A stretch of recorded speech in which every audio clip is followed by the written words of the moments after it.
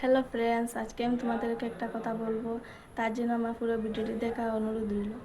তো এই কদিন আগে আমি একটা ফেসবুকে ফটো পোস্ট করেছিলাম, আর এটাতে টাইপ করেছিলাম যে এটা আমাদের বিয়ের আগের ফটো। তো এখন অনেকেরই মনে একটা প্রশ্ন গড়ে উঠেছে যে আমাদের লাভ ম্যারেজ নাকি অ্যারেঞ্জ ম্যারেজ।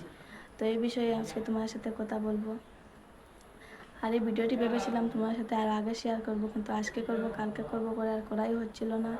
কারণ তোমরা তো সবাই জানো যে আমার একটা ছোটো বেবি রয়েছে, আর আমি কিন্তু এসব ভিডিও করি আমার মেয়ের দিকটা দেখে, আমার মেয়েকে বজায় রেখেই কিন্তু করি। তোমরা আবার কেউ এরকম মনে করো না যে আমার মেয়ের তো ছোটো একটা বেবি রয়েছে আর ওকে নিয়ে কীভাবে এসব ভিডিও করি। তো কিন্তু আমার মেয়ের দিকটা বজায় রেখেই কিন্তু করি। তো চলো এখন আর সময় নষ্ট না করে যে উদ্দেশ্যে ভিডিওটি শুরু করেছি এই কথাটাই বলি। তো এই ফটোটি পোস্ট করেছিলাম আমি, স্ক্রিনে লাগিয়েছি তোমরা দেখতে পাচ্ছ। এটা কিন্তু আমাদের বিয়ের আগের ফটো একদমই না, এটা আমাদের বিয়ের পরের ফটো। তোমার সাথে একটু মজা করেছিলাম।